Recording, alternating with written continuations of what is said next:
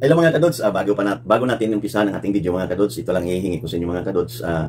Huwag lang ninyong i-skip yung ads mga kadods para naman makatulong sa akin. At huwag niyong kalimutan mag-pindot ng ating bell button sa ating subscribe at pindutin ulit para mapindot niyo yung all para mga kadods updated kayo sa mga bagong video natin mga kadods. Ito lang hinihiling ko sa inyo mga kadods. Salamat.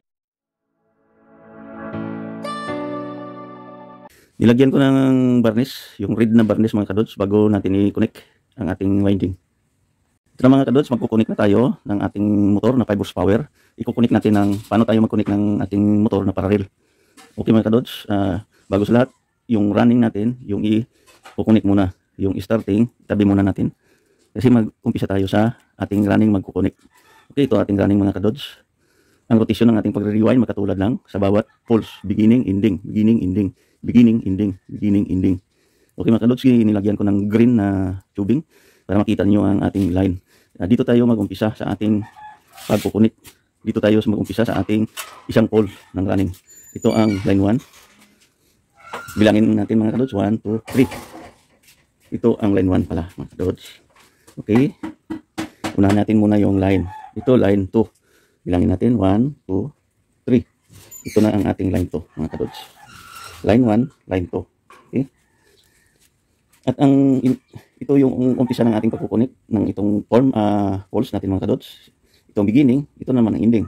Ang ending ng first pole, pupunta siya sa ending ng second poles ng ating running. Okay, kunin natin mga kadods para mag-close open siya. Okay, ang third pole ng ating running, ang ending sa ating third pole, pupunta siya sa fourth pole. Ikukunik natin, katulad din sa kabila. Okay, natapos ng ating pagkukunik ng ating running mga kadods.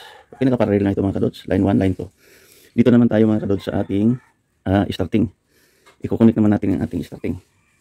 Ito na ang ating starting mga kadods. Ang starting natin mga kadods makatulad lang din ng rotation ng ating pagkukuil ng ating running. Dito siya nag-umpisa, yung beginning, ending. Next pulse, yung beginning, andoon na sa likuran. Kasi yung beginning, doon siya pupunta sa ating centrifugal at starting capacitor. Kaya mamaya na gagawa natin ng drawing mga kadods. At ending na naman sa ating second pulse, sa ating starting, i-kukunik natin dito sa ating yung first pulse ng ating starting mga kadods, ganun. Okay? Ito ang line 1 ng ating starting. Kailangan mga kadods, kung saan kayo nag-umpisa ng ating running, pagkukunik, dito kayo mag-umpisa. Kasi kung dito kayo mag-umpisa, o kaya dito, malayo na, hindi na mag-i-start ang motor. Kailangan saan kayo mag-umpisa, papunta doon, dito kayo mag-next connect sa ating starting, mag-umpisa. Okay mga kadods, sana naintindihan mga kadods. Okay, dito na tayo sa ating second pulse. Okay, dito na naman tayo sa third pole natin mga kadods. Ang third pole natin mga kadods, dito na naman yung beginning, dito doon sa likuran. Kasi dalawang wire doon sa ating likuran, di ba makikita niyo mga kadods, dalawang wire. Pupunta na yan sa ating centrifugal at saka kapasitor. Okay. At siyempre, yung beginning ng ating third pulse, doon sa likuran, ito naman ang ending.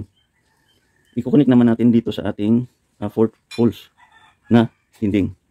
Ganun mga kadods. Ito na naman ang ating line 2 ng ating starting. Okay mga kadods, maraming salamat sa panonood. Don't forget to subscribe, like, and share.